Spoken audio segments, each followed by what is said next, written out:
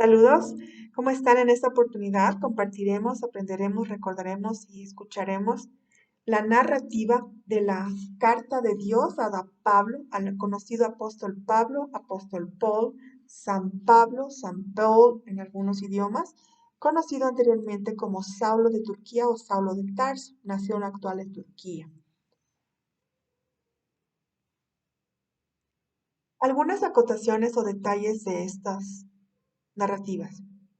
Número uno, este libro, Corintios 6, 7 y 8, lleva el nombre justamente de la ciudad y la región actual de la isla de Peloponeso, semi-isla, península de la nación actual de Grecia, en el mar Mediterráneo. Intervienen en esta historia en primer lugar Dios como el autor de estatutos y normas de vida para todas las personas en todas las ciudades, en todas las naciones, en todos los tiempos. En segundo lugar interviene su escritor, varón humano biológico conocido como Paulo, Paul, San Pablo para algunos, Pablo con anterior nombre Saulo, nacido en Turquía, en la ciudad de Tarso. Y en tercer lugar, interviene justamente la ciudad de Corinto, el imperio de Grecia espiritual. Era un imperio no solo cultural, sino de libertinaje sexual y culto a más de 150 entidades demoníacas en lo que hoy conocemos como el mar Mediterráneo. Fue un imperio de costas del mar Mediterráneo. Y este tipo de cultura de culto de libertinaje sexual con niños, con familias, también se involucró dentro de las familias que decían seguir a Dios Padre de Jesucristo. En tercer lugar, el imperio de Grecia estaba en un proceso de mezclar, invadir, pero también sutilmente dejarse invadir por el imperio de Roma, hoy actual nación de Italia, pero mucho antes, hace miles de años, era parte capital de lo que se conocía en arqueología, sociología, antropología y paleontología como el imperio de Roma, lo que hoy se conoce como lo llamado Europa norte, centro y sur del mar Mediterráneo. Algunas características de ese imperio, básicamente, entre varias, era el culto a más de 150 entidades demoníacas, número uno. Número dos, era el culto al cuerpo con libertinaje sexual. Eso incluía también a las familias y la costumbre considerada por ellos como libertinaje sexual de usar el cuerpo de los hombres para generar relaciones sexuales con el mismo sexo a una corta edad.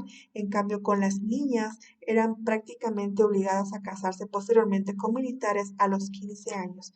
Este imperio fue el que originó la fiesta de los 15 años con toda una celebración de militares, pues entregaba a las niñas de 15 años a militares mayores expertos, habiendo pasado por todo tipo de experiencias, no solo con otras mujeres, sino también con propios varones. Otra de las características de este imperio en el culto justamente al cuerpo era el gran nivel de abortos por considerarlo ejecutores de la belleza según la perfección de Grecia. De tal manera que los niños eran lanzados a los abismos si a las autoridades del imperio de Grecia no les parecía bonito o bello o bella según el estilo del imperio de Grecia. Número 4. Este imperio de Grecia es el creador de las democracias o el gobierno de las mayorías humanas sin Dios. También es el creador de las conocidas asambleas legislativas, es decir, reuniones de humanos donde todo era opinión y comentario humano sin Dios. También el Imperio de Grecia inventó lo que se conocen hasta el día de hoy como los gimnasios, que eran conocidos como lugares de culto al libertinaje sexual, donde lo principal era el culto al cuerpo humano, a la belleza sin vestidura humana, pero también al libertinaje sexual, tanto de los maestros, conocidos como maestros de gimnasio, como con los varones. Recordemos que también el Imperio de Grecia también discriminaba a las mujeres, pero usaba principalmente a todos los varones desde los 12 años hasta los 30 en todo lo que se llama hasta hoy gimnasios. En esa época el Imperio de Grecia impulsó todos los tipos de estilos de relaciones sexuales más allá de tenerlas con otra persona de otro sexo, con niños y todo tipo de experiencias que conocemos que contradicen la palabra de Dios. Eso era el imperio de Grecia. Y finalmente, otras características de este imperio es justamente el promover la competencia en el deporte, la enemistad en el deporte y sobre todo hacer del deporte siempre una rivalidad, competencia, división y siempre poner a dos personas no como compañeros, sino como oponentes. Esas características fueron las que fundamentó el deporte desde el Imperio de Grecia. Cualquier parecido con la realidad actual no es mera coincidencia. Finalmente, toda esta cultura se fue involucrando en los que se esforzaban por obedecer al Dios y Padre de Jesucristo. Bendiciones. Libro de Corintios. Escritura bíblica.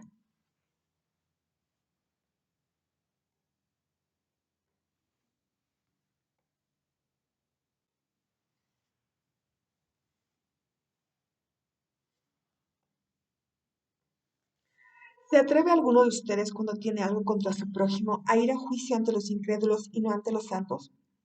¿No saben que los santos van a juzgar el mundo? Y si el mundo es juzgado por ustedes, ¿no son competentes para juzgar los casos más triviales? ¿No saben que hemos de juzgar a los ángeles? Cuanto más asuntos de esta vida. Entonces, si tienen tribunales que juzgan los casos de esta vida, ¿por qué ponen por jueces a los que nada son en la iglesia? Para vergüenza de ustedes lo digo. ¿Acaso no hay entre ustedes algún hombre sabio que puede juzgar entre sus hermanos, sino que hermano contra hermano se pelean? Y esto ante incrédulos. Así que en efecto, esto ya es una falla entre ustedes, el hecho que tengan peleas entre ustedes. ¿Por qué no sufren mejor la injusticia? ¿Por qué no ser mejor defraudados? Por el contrario, ustedes mismos cometen injusticias y defraudan. Y esto a los hermanos. ¿O no saben que los injustos no heredarán el reino de Dios? No se dejen engañar, ni los inmorales, ni los idólatras, ni los adúlteros, ni los afeminados, ni los homosexuales, ni los ladrones, ni los avaros, ni los borrachos, ni los difamadores, ni los estafadores heredarán el reino de Dios. Y esto, algunos de ustedes eran, pero fueron lavados, pero fueron santificados, pero fueron justificados en el nombre del Señor Jesucristo y en el Espíritu de nuestro Dios.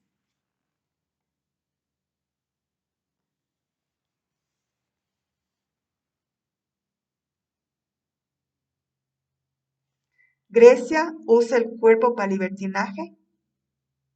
Dios ordena que el cuerpo es templo del Espíritu Santo de Dios.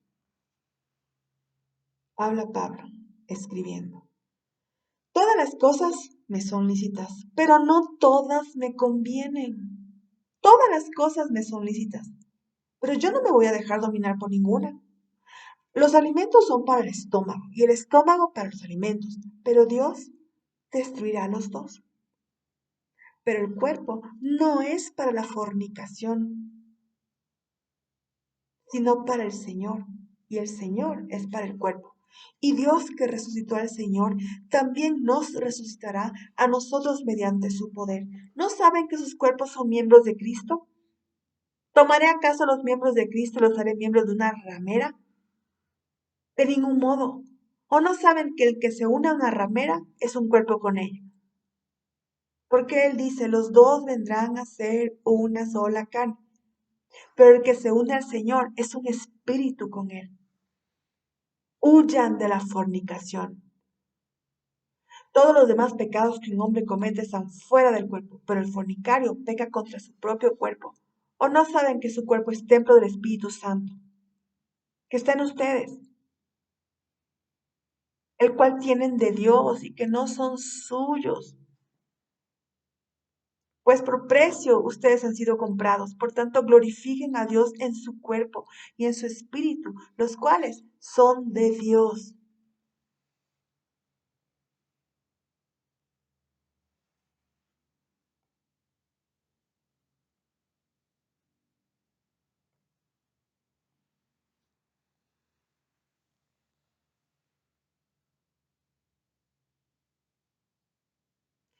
¿El imperio de Grecia impulsaba el libertinaje sexual en el matrimonio? Dios pide pureza en las relaciones. En cuanto a las cosas de que me escribisteis, habla Pablo, Bueno es para el hombre no tocar mujer. No obstante, por razón de la inmoralidad, que cada uno tenga su propia mujer y cada uno tenga su propio marido. Que el marido cumpla su deber para con su mujer. E igualmente la mujer lo cumpla con el marido. La mujer no tiene autoridad sobre su propio cuerpo sino el marido, y asimismo el marido no tiene autoridad sobre su propio cuerpo sino la mujer. No se priven el uno del otro, excepto de común acuerdo y por cierto tiempo, para dedicarse a la oración a Dios. Vuelvan después a juntarse, a fin de que Satanás no los tiente por causa de su falta de dominio propio. Pero esto digo por vía de concesión, no como una orden. Sin embargo, yo desearía que todos los hombres fueran como yo. No obstante, cada cual ha recibido de Dios su propio don, uno de una manera y otro de otra.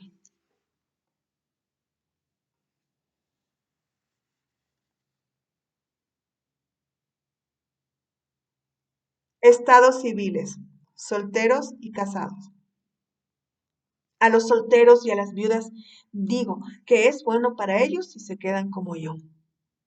Pero si carecen de dominio propio, cásense, que mejor es casarse que quemarse. A los casados instruyo yo, no yo, sino el Señor, que la mujer no debe dejar al marido. Pero si lo deja, quédese sin casarse. O de lo contrario, que se reconcilie con su marido y que el marido no abandone a su mujer. Pero a los demás digo yo, no el Señor, que si un hermano tiene una mujer que no es creyente y ella consiente vivir con él, no la abandone.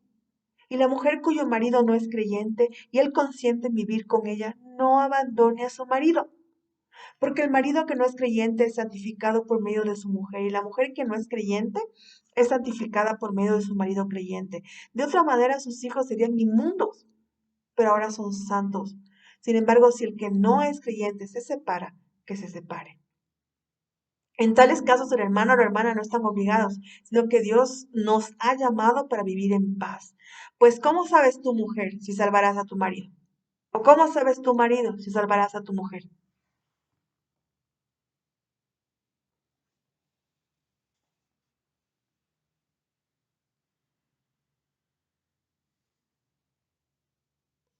¿Soltería o casamiento? Habla Pablo. Fuera de esto, según el Señor ha asignado a cada uno, según Dios llamó a cada cual, así ande. Y esto ordeno en todas las iglesias. ¿Fue llamado alguno ya circuncidado? Quédese circuncidado. ¿Fue llamado alguno estando incircuncidado? No se circuncide. La circuncisión nada es y nada es la incircuncisión, sino el obedecer los mandamientos de Dios. Cada uno permanezca en la condición en que fue llamado. ¿Fuiste llamado siendo esclavo? No te preocupes, aunque sí puedes obtener tu libertad, prefiérelo. Porque el que fue llamado por el Señor siendo esclavo, liberto es del Señor, de la misma manera el que fue llamado siendo libre, esclavo es de Cristo. Fueron comprados por precio. No se hagan esclavos de los hombres. Hermanos, cada uno permanezca con Dios en la condición en que fue llamado.